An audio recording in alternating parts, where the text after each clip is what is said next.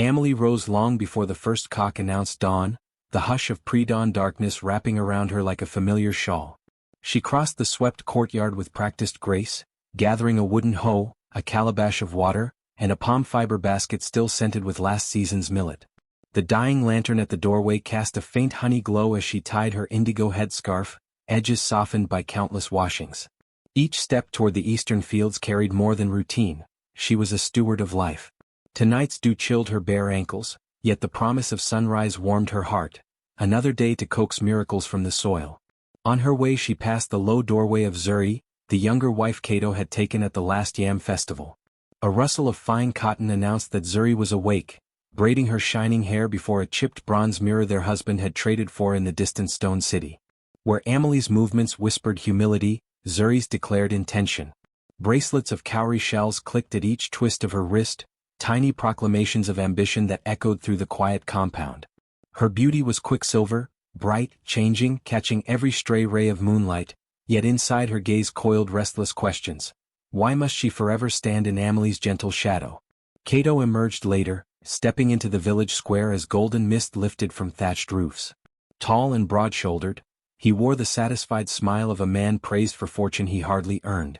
The elders gathered, slapping his back in approval. "Cato, son of Lunga, wisdom guided you when you chose 2 strong wives," they said laughing. He basked beneath their words like a lizard in sun, but when his eyes sought his household they rested on Zuri first, hovering a heartbeat longer, before drifting to Amelie who knelt examining soil beneath a stalk. The subtle preference did not escape either woman. It wedged between them like a thin splinter none would name aloud. Amelie's medicinal sorghum field stretched before her, an amber sea winking with promise. Each stalk, when milled and brewed with river mint, eased fevers and soothed swollen joints. Market profits funded hides for ceremonial drums and clay pots for the clinic roof, turning her labor into communal healing. She inspected leaves for mildew, snapped a worm-chewed tip, and crushed it between calloused fingers, releasing the sharp, green scent of health. Elders walking the path paused to admire the neat rows. "Your harvest will keep our children strong," one declared. Amelie dipped her head, gratitude glowing in her smile. Behind a neem sapling, another pair of eyes darkened. Zuri watched from that speckled shade, envy churning like a hive of bees beneath her ribcage. Each praise meant one more bead strung onto Amelie's necklace of honor, leaving Zuri to finger the empty thread of her own esteem. She recalled evenings when Cato's gaze had poured over her like sweet palm wine. Lately it was a trickle diverted by Amelie's quiet competence. Zuri brushed a curling sorghum frond, then snatched her hand back as though it burned. In her mind praise became fire, and Amelie's field, dry kindling ready for a spark she had not yet admitted she carried. The sun slid behind the ridge, and the compound buzzed with preparation for the new moon feast. Smoke coiled from clay stoves where Amelie stirred pumpkin thickened with groundnuts, seasoning it with basil and a daring pinch of chili. Zuri sliced ripe pawpaw into perfect crescent moons, arranging them on a woven tray. When Cato tasted Amelie's stew he proclaimed it food fit for the ancestors. Pride warmed Amelie, bitterness pricked Zuri. She set the tray down too sharply, orange crescents scattered. Gathering them, she forced a broad smile for the watching cousins, narrow enough to hide her teeth and the anger clenched behind them. Night settled, bejeweling the sky with cold stars. Amelie slipped away, carrying a small calabash filled with her finest grain, each kernel polished until it gleamed like amber bead. She wrapped the vessel in homespun cloth and walked toward the ancestral shrine at the village edge, a ring of weather-pocked stones beneath a towering baobab whose tangled roots the elders called the fingers of sleeping spirits. Kneeling in moon-bleached dust, she murmured thanks for sunshine and healthy stalks, asked protection for the coming harvest, and placed her offering on the flat altar stone. A cool wind stirred, lifting a curl of sweet grain scent toward the heavens. Among the bougainvillea shadows, Zuri stood unseen. Her crimson shawl trembled between fists grown white at the knuckles. She told herself she had followed only to ensure Amelie's safety, yet the thought rang hollow in her ears. Amelie's piety, her effortless grace, her adoration by the village, each was a verdict delivered against Zuri's own worth. The breeze carried dust, the smell of sorghum, and something sharper, resentment sharpening itself into resolve. Amelie rose and walked back, unaware. Zuri remained, a silent silhouette, watching until a meteor split the sky, its brief fire mirrored in her widening eyes. When its light died, an idea smoldered where jealousy had burned, promising that if praise sprang from fields, then praise could be reduced to ash. She turned toward the dim compound, shawl drawn high. Each footstep drummed why in her skull until a darker echo replied because. By the time she reached her doorway, question and answer fused into new cold, unwavering intent. Zuri rose late the next morning, but not for lack of sleep. Dreams had stalked her all night like masked thieves, tearing at what little piece she still owned. She stirred millet in a clay cup, the grains rattling like dry teeth, and watched the courtyard fill with the usual hum of village life, pounding mortars, goats bleating, children chasing a loose chicken. Yet every sound felt sharpened, pricking the thin skin that protected her pride. Before marriage she had been Zuri, daughter of Bako, apprentice beside her father on the dusty trade roads that stitched villages to distant ports.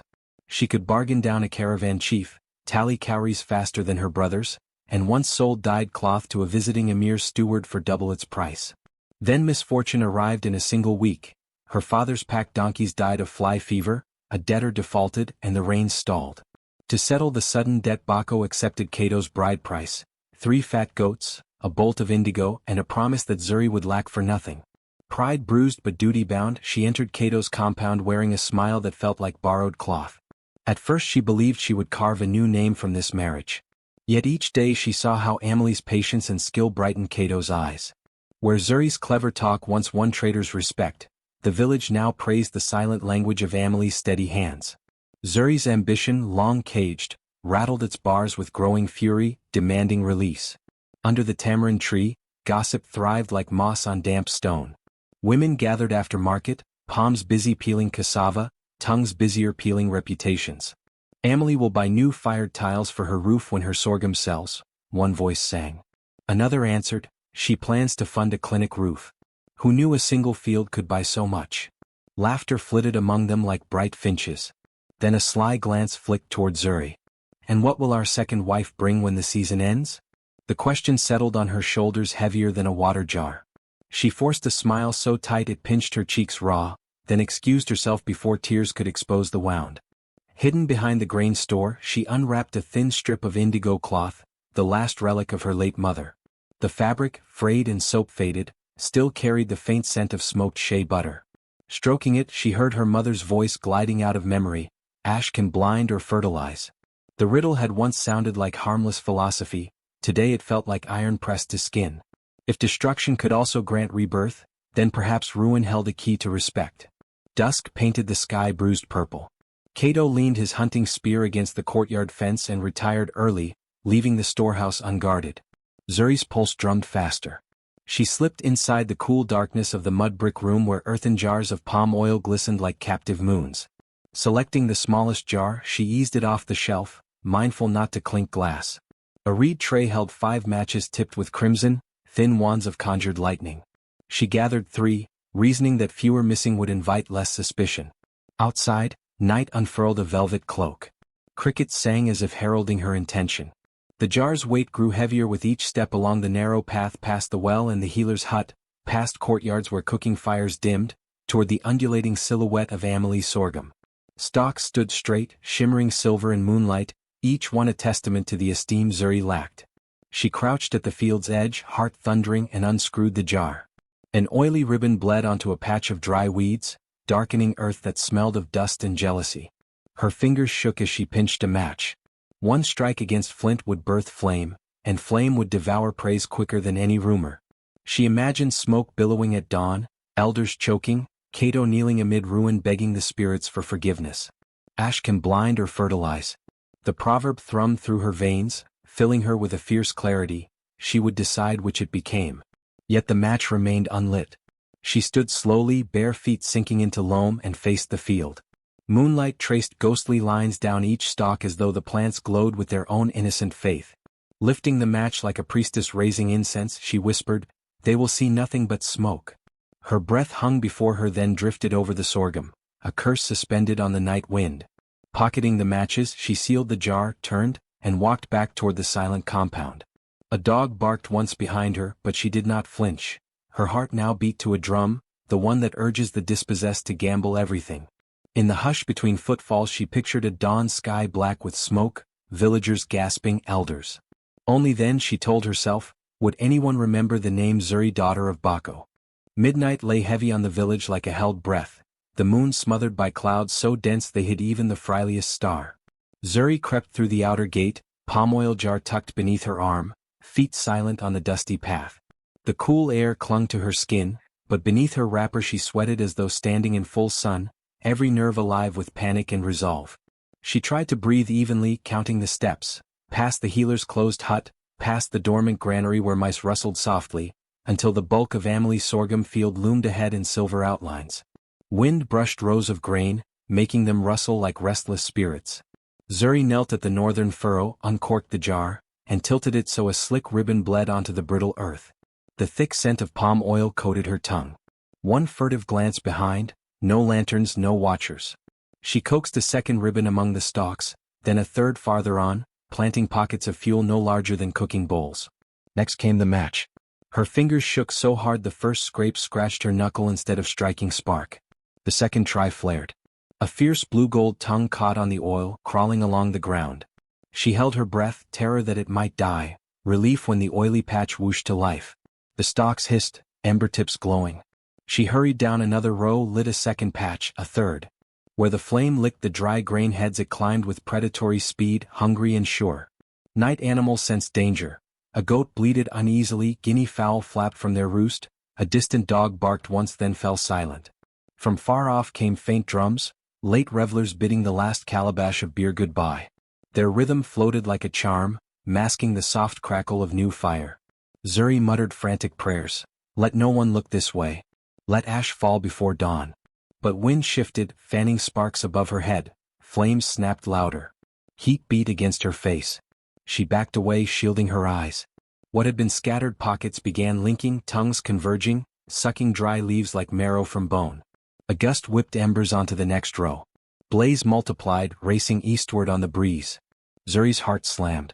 She had meant to scare, not raise. The jar slipped from her hand and shattered, spraying oil that flared in a single hump. Flames leapt a man's height. She turned and ran. Thorns clawed her calves, wrappers snagged, breaking threads with sharp pops. At the compound gate she slowed, forcing breath to steady, wiping ash-smeared sweat from her cheeks. Already the air smelled acrid.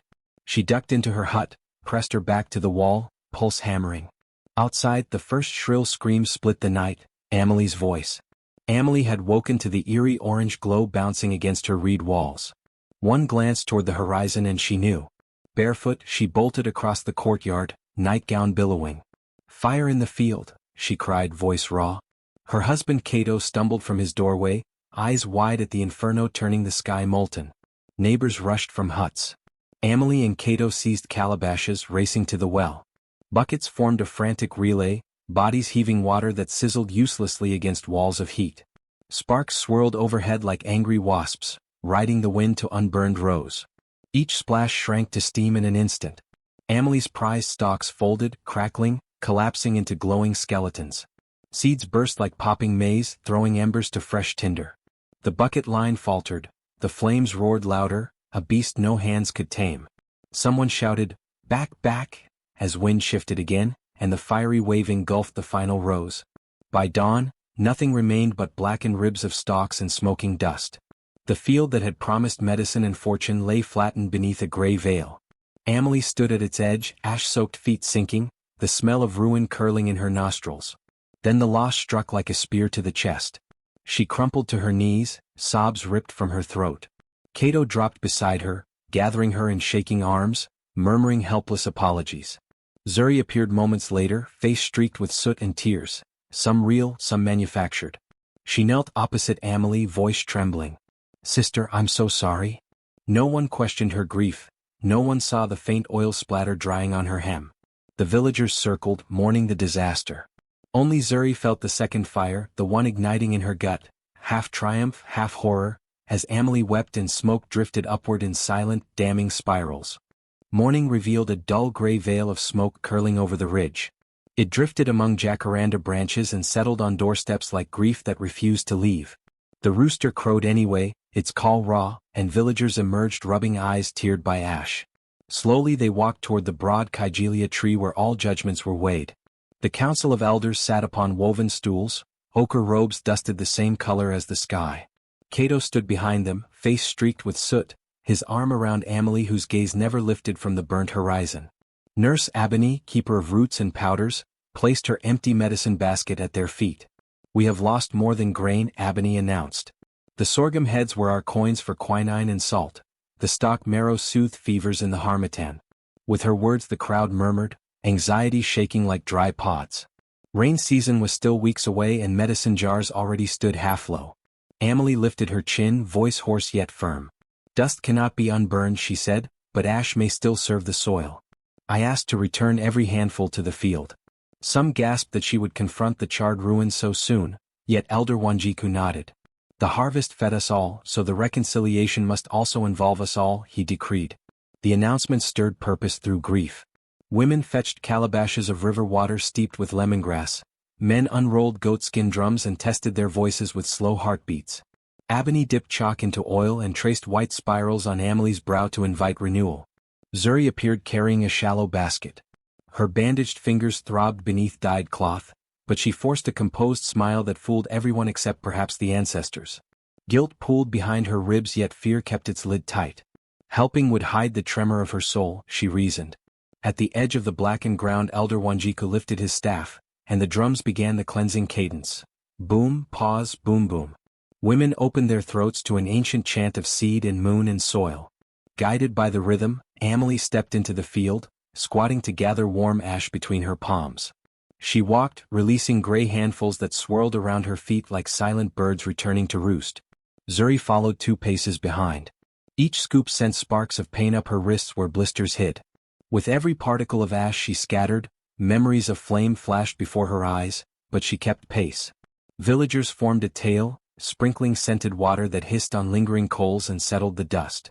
The ceremony expanded across the hectare in slow deliberate waves, drums echoing heartbeats, voices weaving grief into promise. Children carried gourds, flinging droplets that shimmered briefly in sun shafts before vanishing. Smoke ghosts that had hovered since nightfall loosened and drifted away. When the final row had been blessed, Amelie straightened, body trembling with exhaustion but mind somehow lighter. Ash coated her arms to the elbows, charcoal tattoos of resilience. She looked toward the villagers and nodded once. The chant faded, leaving only wind sighing through the scorched stalk remnants. Elder Wanjiku raised both palms. The drums halted. "The cleansing is complete," he declared. "May the ancestors regard our labor and send renewal." His voice barely died before a distant roll of thunder answered from the western hills. A hush rippled through the assembly. The sky, until then a hazy pewter, deepened as clouds gathered like cattle at watering time. One soft drop landed on Amelie's cheek. Another kissed Zuri's bandage, cooling the throbbing beneath. Then rain thickened, steady as beads spilling from a broken necklace. It pattered on drum skins, hissed upon hot ash, and turned the gray blanket into a dark paste alive with promise. Children squealed, stomping mud that squelched between their toes, their giggles rising like skylark song. Elders lifted faces, letting tears and raindrops mingle indiscriminately. Amelie knelt, scooped the newborn mud and let it slide through her fingers. It smelled of smoke, water, and hidden seed. She whispered gratitude, believing the ancestors had answered faster than human tongues could finish speaking. Standing nearby, Zuri felt the cool rain wash soot from her skin, leaving streaks of raw pink where blisters lay. The water should have relieved her, yet guilt surged stronger as though the drops hammered truth nearer the surface. She looked at Amelie, who was still kneeling in reverence, and envy dared to mingle with awe. How could the woman find grace even in ruin? Abony moved among the villagers, gathering handfuls of the fertile paste into calabashes for later study.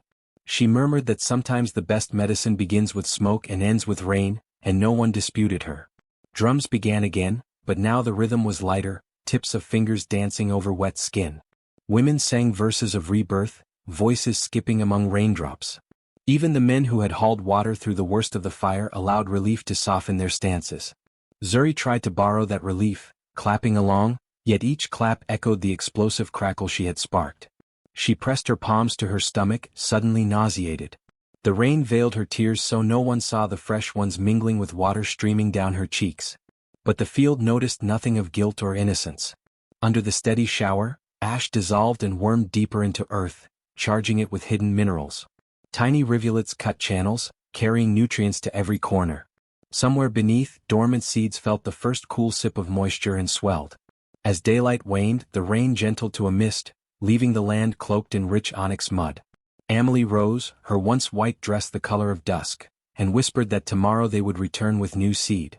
Zuri stood beside her, mud clinging to her ankles like a promise and a warning, and wondered whether soil could also grow forgiveness.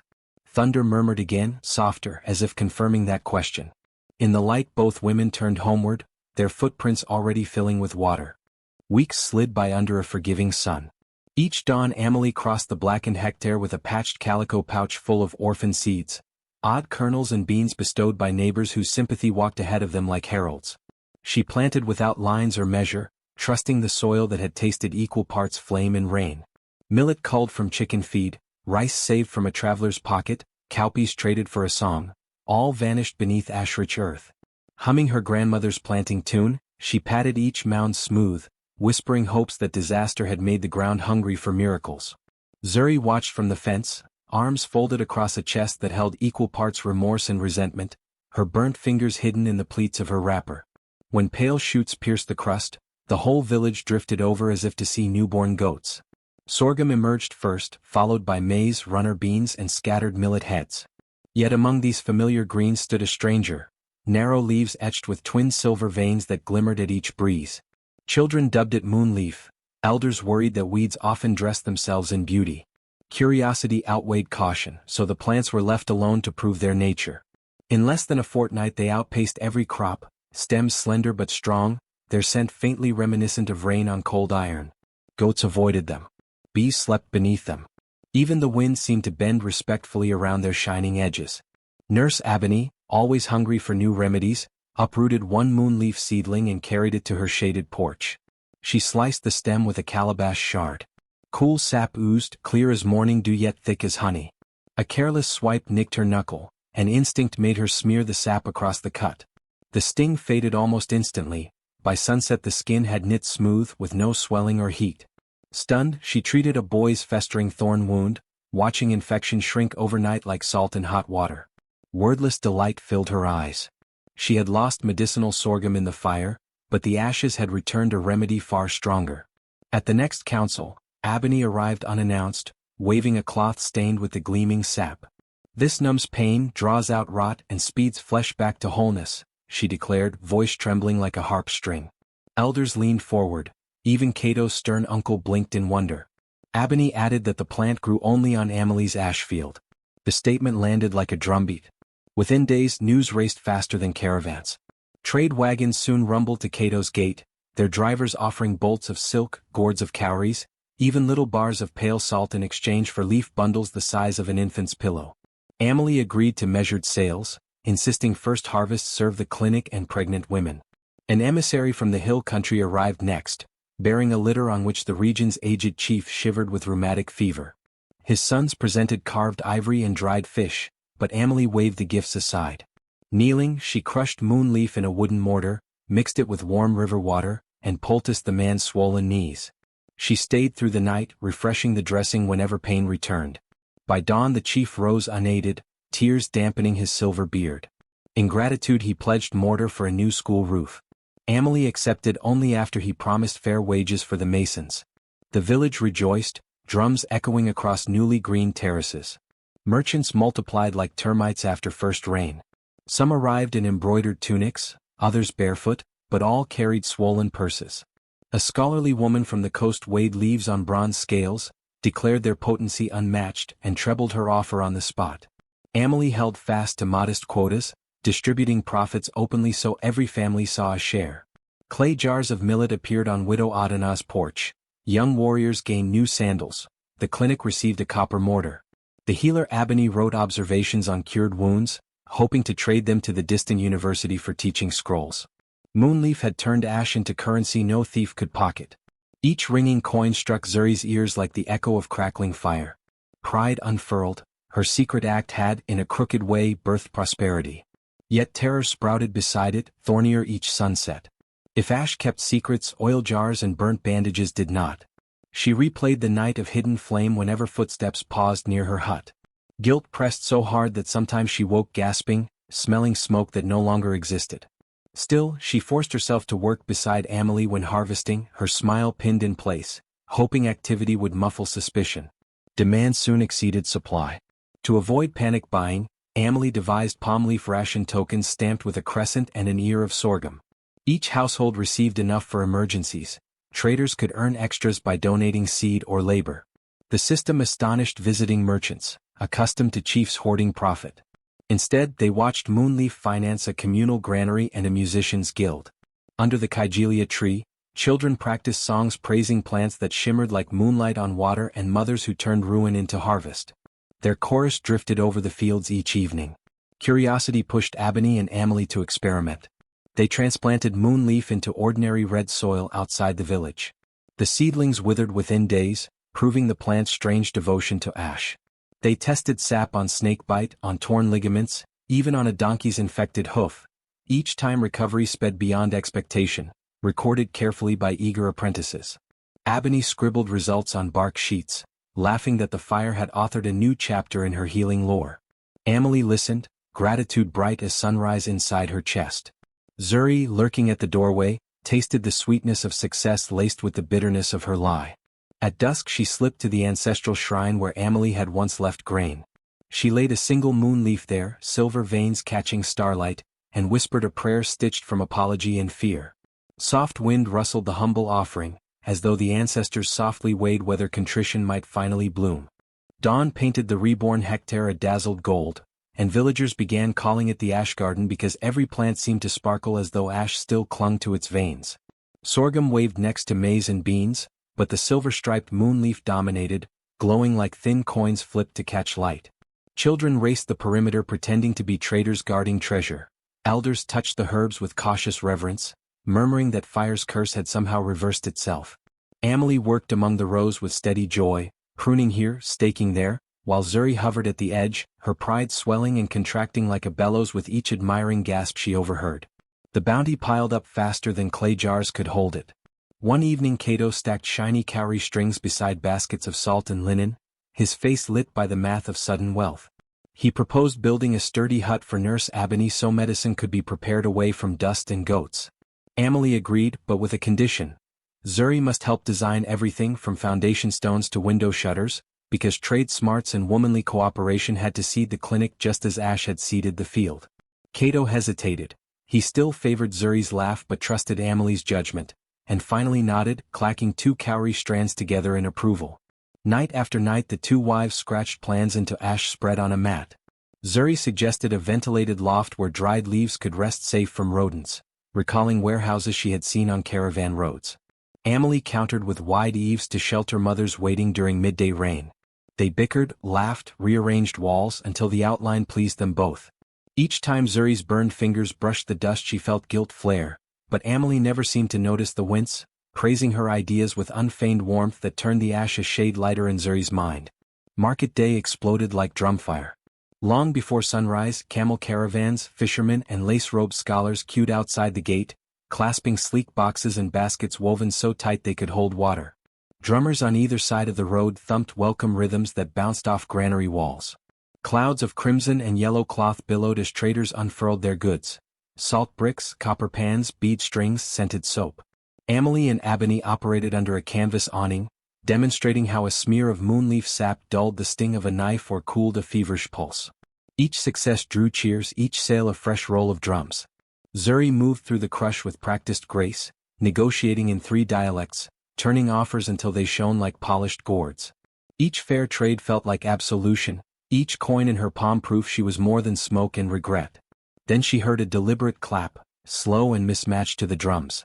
Widow Nala, wrapped in bright crimson, approached with a smile that never touched her eyes.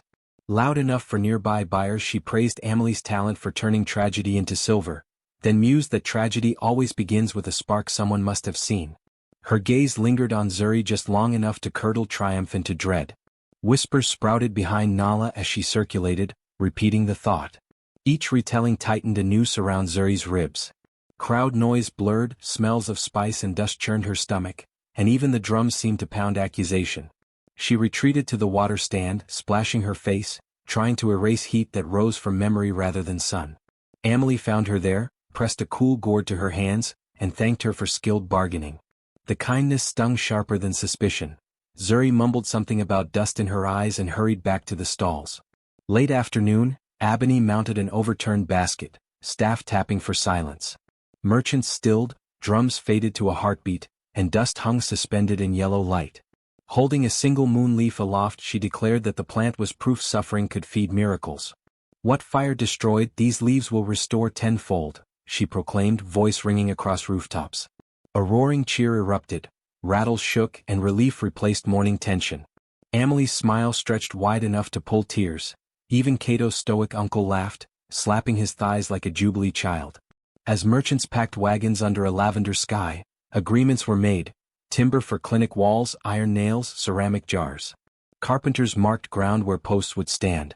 Emily collected leftover stems for village stores, while Zuri sorted coins by metal types, motions precise but mechanical. Nala drifted past again, humming a song whose lyrics praised honesty after fire. Their eyes met. Zuri's heartbeat tripped, but Nala only smirked and adjusted her shawl. Night gathered. Crickets replaced drums and torches lit newly dug post holes like glowing beads on dark cloth. Emily set a clay lamp at the plot's center and whispered blessings for every future patient who would walk through doors not yet built. Cato pressed his palm over hers. Zuri lingered at the edge, the lamp's light cutting a soft circle she felt unworthy to enter. She told herself the clinic would erase suspicion once it stood, that success would drown old rumors. Yet as she turned toward her hut, a shout of distant laughter echoed like the crackle of flame, and fear slid back into her throat. Behind her the ash garden rustled, moonleaf shining in darkness, its scent rising like a challenge. Blessings cannot be separated from origins. Zuri wondered whether the harvest would heal her secret or expose it, and which outcome the ancestors preferred. The next dawn brought an uneasy stillness. Zuri swept her doorstep in slow circles, every rasp of straw on clay conjuring the night's forbidden crackle. Widow Nala appeared at the courtyard gate, crimson shawl blazing against the pale sky. Without greeting she held up a rag of blue cotton stained with greasy gray. "Found behind your hut the night of the fire," she said. "Goats don't drop oil-soaked cloth." The scrap was Zuri's, torn when she fled the flames. Words fled her tongue. "Speak or I show this to the elders." Panic crushed her ribs. She dragged Nala inside and poured out the story in halting whispers. The palm oil, the match, the wind that betrayed her. Tears spotted the packed earth. "I'll repay whatever you ask, just keep silent." Emily must never know. Nala's eyes gleamed. "Coins vanish. I need profit that multiplies. Partner with me. You steal moonleaf seed, my cousin sells it in the river towns. We split the gain. Refuse and your secret burns in every council ear." The threat sliced deeper than any blade. Images of Emily's trust, of the women's clinic rising from ash, flashed through Zuri's mind. She managed to nod. Details came quick. On the third night, a gourd filled with fresh seed would be placed beneath the perimeter fence. Payment returned in packets of salt. When Nala left, her shawl swayed like a lingering flame. That afternoon Emily found Zuri beneath the neem, eyes glowing with plans. "The elders approved our women's farming cooperative," she said, pressing a parchment into Zuri's hands. "You'll co-lead it with me. Your bargaining saved the clinic, your wisdom will guide the fields." Warmth flooded Zuri's cheeks. The parchment felt heavy as destiny. She forced a smile, though guilt buzzed in her ears. Night after night she lay sleepless, torn between betrayal and exposure. When the appointed evening arrived, she wrapped 2 gourds beneath her shawl, one for theft, one for deception, and slipped into the ash garden. Moonleaf rose shimmered like silver snakes. Each rustle sounded like a warning. Kneeling, she pinched pods until the first gourd filled, every hollow plink an echo of her first crime. A jackal darted past, making her heart surge. She hurried to the fence, placed the gourd beneath a thorn shrub, and whispered the password Nala had taught. Ash turned silver. A shadowy figure lifted the bundle and disappeared. But dread would not release her.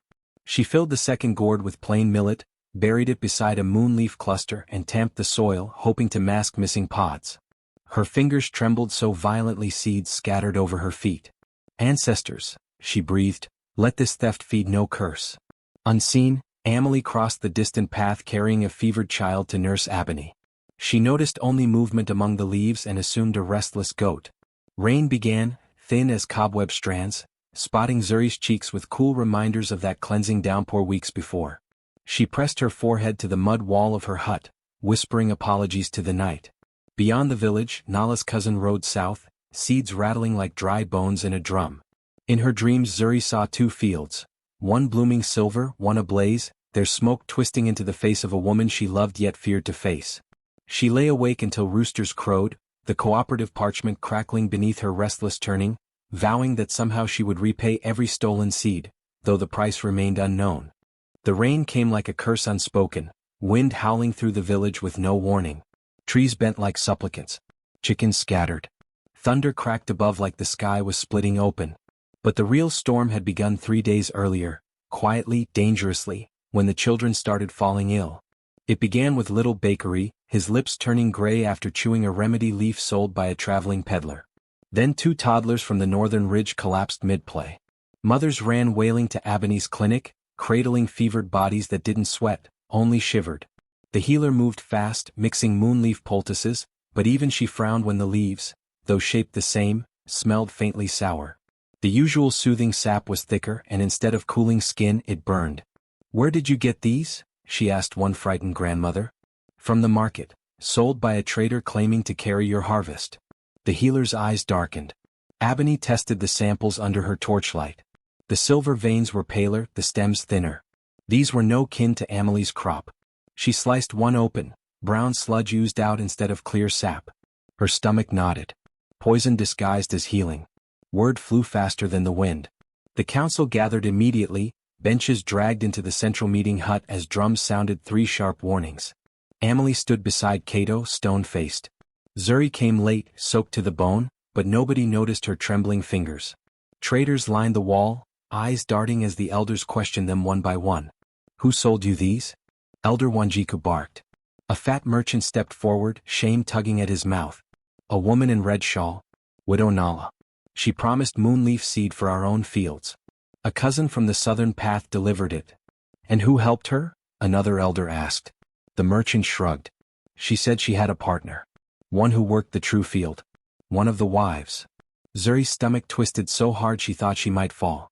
Amelie's voice was calm but carried like thunder. "My herbs do not poison. If a false plant kills, we must find who gave it root." Then came the flash.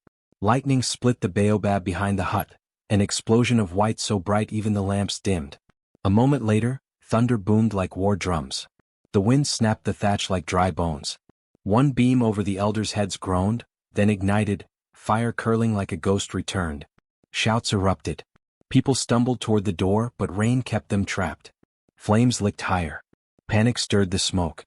Zuri pressed her back to the wall, breathing fast. The fire was too much. It was memory come alive, judgment wearing flame again.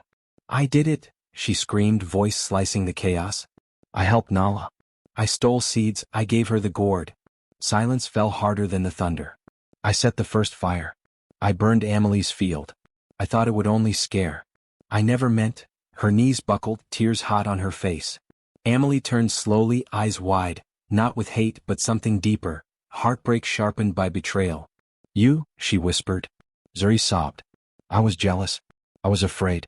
Then it grew, those plants healed and I thought, if something good came maybe the past would bury itself. But I kept lying. I'm so sorry."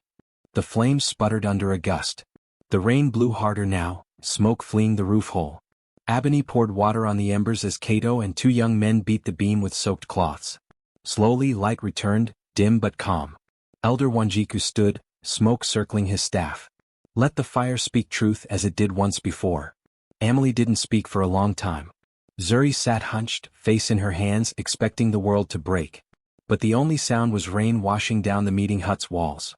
Smoke drifted through the rafters of the meeting hut as dawn light filtered in, illuminating faces streaked with soot.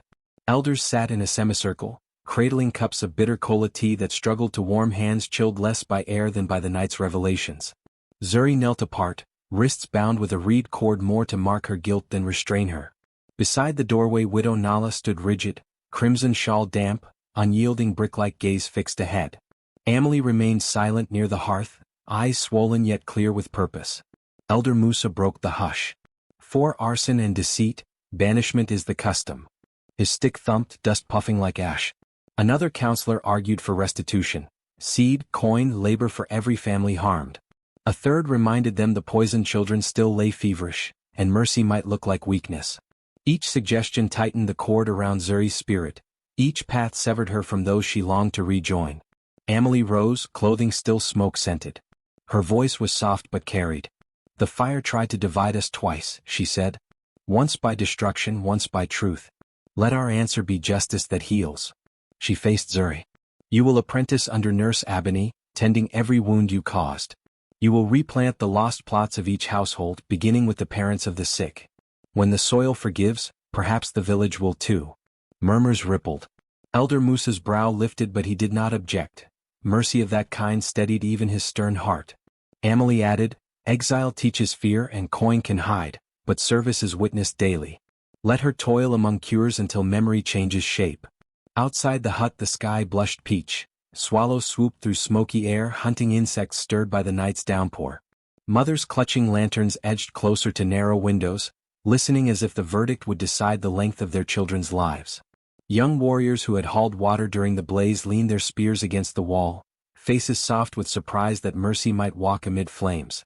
Even the village dogs lay, muzzles on paws, sensing tension like distant thunder. A hush as brittle as dried husks stretched from bench to bench. Cato stepped forward, shame bending his shoulders. "I share blame," he confessed. "My favoritism watered jealousy like a field before planting. From today I will honor both wives equally, and I invite the council's judgment if I fail." The admission cooled tempers. A husband admitting fault is rarer than rain in Harmattan. Attention turned to Nala. Evidence of her profiteering lay in traitors' testimonies and jars of tainted sap. When confronted she refused remorse, snarling that a widow must carve meat where she finds it. Patience snapped. The elders decreed exile beyond the western ridge until the next planting season, trading rights revoked. 2 guards escorted her out. Red fabric vanished like an ember swallowed by night. Zuri's sentence, etched on goatskin, was read outside. Apprenticeship, replanting, apology at each new moon, surrender of profits until every harmed family declared satisfaction. Some villagers grumbled, yet many nodded when Ebony spoke. The body heals by knitting torn flesh, the village must do the same. That evening Amelie found Zuri beside the half-built clinic, head lowered. She laid a small sack of bean seed between them. "For the first field," she said. Zuri's tears fell onto her blistered hands. "I won't waste the chance you've given me," she whispered. Amelie touched the scars. "These will remind you, but they need not define you." Before first light they walked to the ash garden's far edge where lightning had scorched fresh earth. Dew glimmered on black powder. Amelie carried a calabash of mixed seeds, moonleaf, sorghum, millet. Zuri carried a hoe and a heart split between dread and gratitude. They knelt side by side, fingers sinking into warm ash that still smelled of smoke and rain. For a moment neither moved, absorbing the hush broken only by distant roosters. Amelie pressed a seed into the soil and covered it. Zuri mirrored her, leaving a faint soot print on her palm. Together they fell into rhythm. Dig, drop, cover, breathe, each pair of seeds a small vow to the watching dawn. When the row was finished they sat back on their heels. Sunlight crested the palms, spilling gold across the field. Ash sparkled as if sprinkled with hidden silver. Zuri closed her eyes, letting the warmth kiss her face and felt, for the first time since the hidden flame, air enter her lungs without pain. Amelie clasped her arm. "Seeds do not ask about yesterday's fire," she murmured. "They only reach for tomorrow's rain." Zuri opened her eyes. "Then I will spend my life tending tomorrow." The 2 women rose, footprints soft behind them, and walked toward the village where the sick children waited, carrying between them the calabash now half empty and hope overflowing. 1 year later the ash garden no longer bore scars, only stories. Neat rows of silver-veined moonleaf swayed beside robust maize and sorghum, their roots deep in soil once blackened by flame. Where villagers once came to grieve, now traders arrived weekly bearing empty baskets and full praise. The regional clinic, newly expanded, was stocked year-round with salves, poultices, and tinctures all traced back to the same miraculous plant. Ebony's bark scroll recipes were now copied by scribes in distant towns, stamped with a crescent leaf, the seal of the ash garden. With surplus profits, Amelie had launched something never before seen in the village: evening literacy classes. Beneath lanterns strung between acacia trees, grandmothers learned to spell their names while teenagers read aloud stories about healing plants and tales of truth from old folktales. "If words are seeds," Amelie told them, "then every book is a harvest." In her small corner of the clinic, Zuri wiped sweat from her brow and tied off the cord on a newborn's navel. The boy gave a mighty cry as she swaddled him, his breath strong. His mother, no longer veiled in shame but cloaked in humility, was widow Nala, returned quietly from exile when complications during labor sent her stumbling through the village gates, belly tight with fear. No one else was available. Zuri had met her at the threshold without flinching. "You're safe now," she'd whispered, guiding her inside. Now, with the infant nestled at Nala's side, Zuri handed her a clay cup of healing tea. "I owe you everything," Nala said, voice barely audible. Zuri shook her head. "Then let your son walk with truth. That's enough." Outside, drums pulsed gently through the fields as the village gathered for the Ash Festival, an annual celebration born from ruin and renewal. Children ran laughing with calabashes of fine white ash, sprinkling them across new communal plots. Each handful tossed became both offering and reminder, what had burned could also bless. Elder Wanjiku led the ceremonial planting, pressing seeds into soil as drums rose and voices soared. Amelie's voice narrated gently over the scene as though speaking not to ears, but to memory itself. Fire can burn, or clear ground for stronger roots. Sometimes both. And in the ash of one harvest, the next dream waits, ready to rise. Zuri joined Amelie at the field's edge, their shadows long in the golden dusk. They watched children dance around rows of new sprouts, each plant a living echo of what had once been nearly lost. Far beyond the last plot, a breeze lifted a single moonleaf seed, its silver surface glinting in the sun. It floated over thatched rooftops, past the clinic walls, above the well, and finally drifted toward the riverbank, landing softly among wildflowers. There, in quiet earth fed by water and time, it nestled into place. The wind sighed. And the legacy continued.